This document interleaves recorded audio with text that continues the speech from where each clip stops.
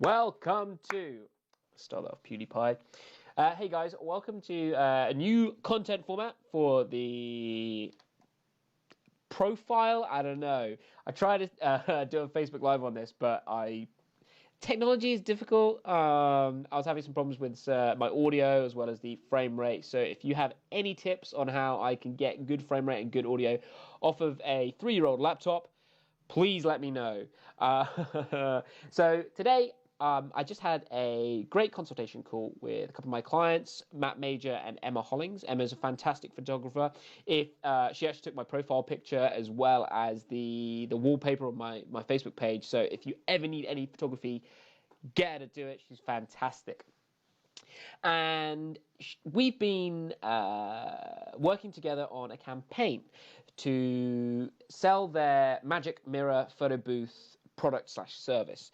And one of the strategies that I suggest they go for is, instead of going directly to the consumer, what they should do is go to the various wedding venues and events venues and pitch to them so that they can include the photo booth as part of their packages.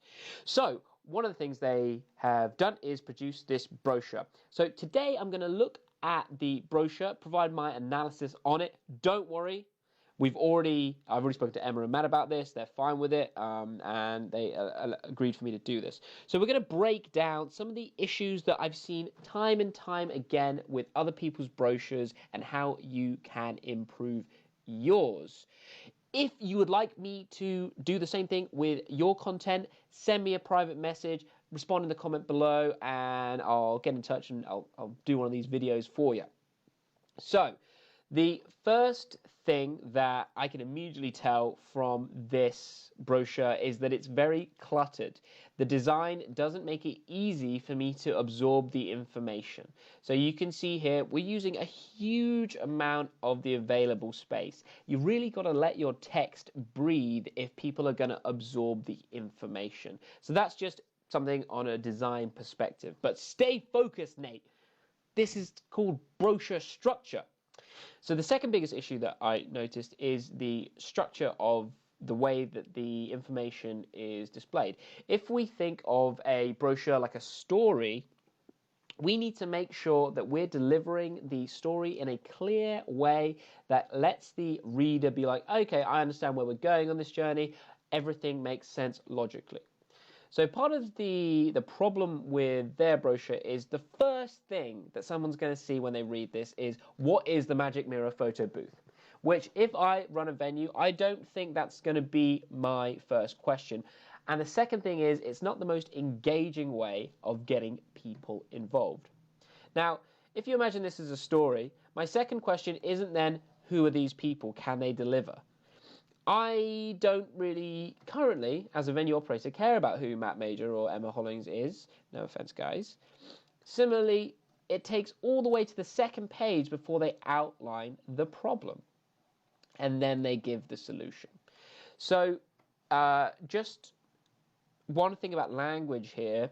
They've said, save your clients time and money. Now, as a business, the venue operators are probably not looking to save their clients a huge amount of money, or at least that's not how we should frame it. The venue operator is looking to get as much money as they can get from the client. So we should change this to something like, make a client's decision easier, or maximize your revenue. And on the third page, we've got the pricing here, and then we've got the contact details here. So how would I do this? Well, the great thing about Emma and Matt is they are so personable and they're really, really pleasant to be around. So they need to leverage that. So the first thing that you need to do in your brochure is include an introduction. Who are you? What do you do for others? What kind of solutions do you provide? And this is just an overview. So you're looking for about 300 words here. Hey, thanks for checking out this guide. My name is Emma Hollings. I help venues get more clients. How do I do this? This. Now, you've probably heard about your 29-second pitch or your 30-second pitch or whatever.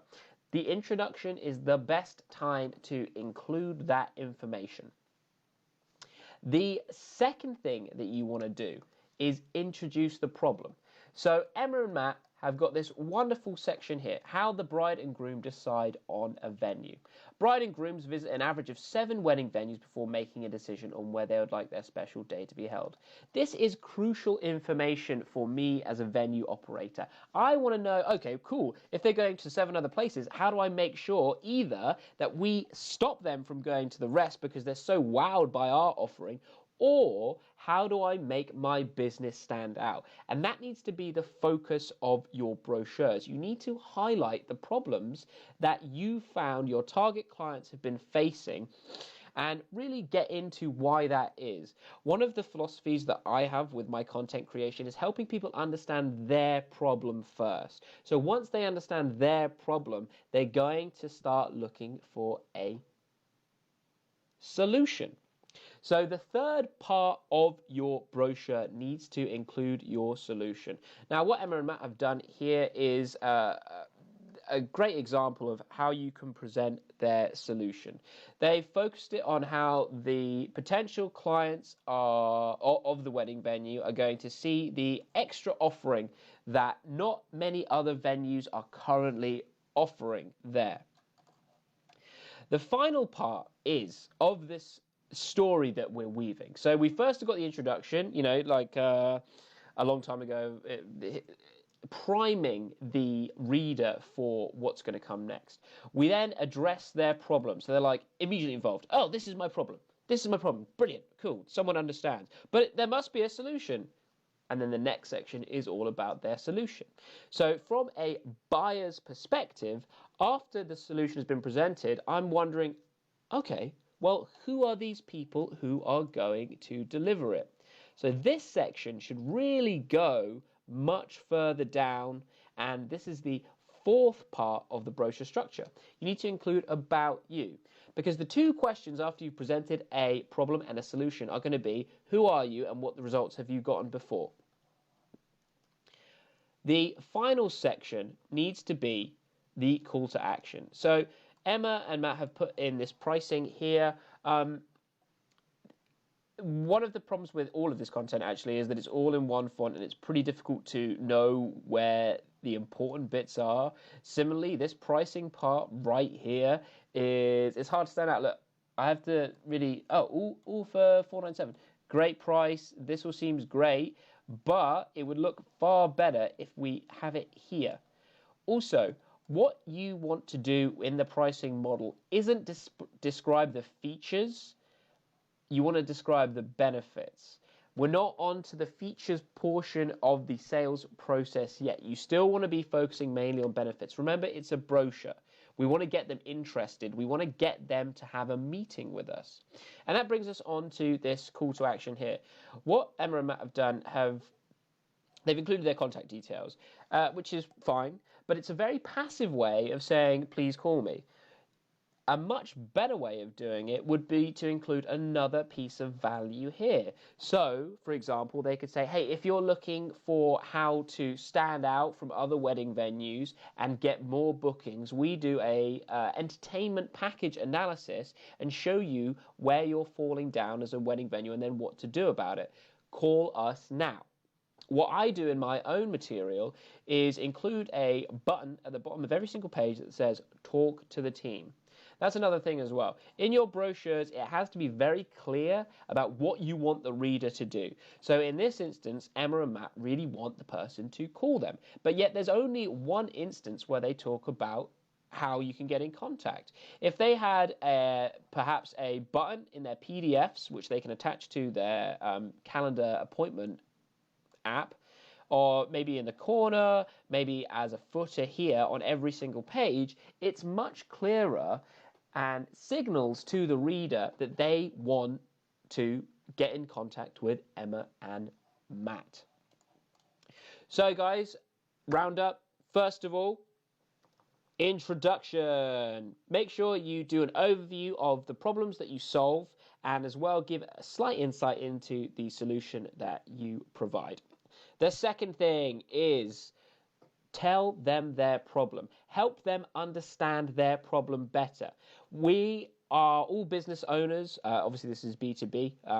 It works for B2C too. We're all business owners and we all know the problems that we have, but we probably don't know why we've got these problems. The third thing is the solution. What is the solution that we provide? Now, think about this in terms of benefits. What is it that your target client actually wants to achieve? What is it that they're trying to do? The fourth part here, that's when you can talk a bit about yourself and include some testimonials from previous clients or people you've worked with before and the results they've got. The final part is you need a strong call to action. Remember, if you've got a clear sales process, maybe I can do a video on sales process if you guys want.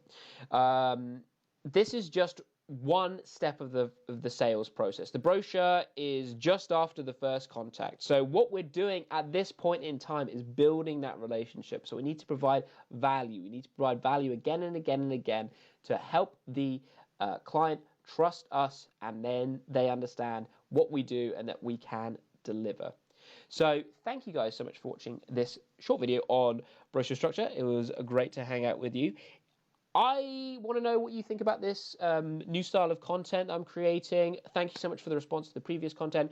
If you would like me to analyze your brochure, video, or any other piece of content, do let me know in the comments below or send me a private message and I'll whip one of these up for you and help you move on with your business. So thank you very much for watching, and I will see you guys maybe when I make another one of these. I don't know. Bye.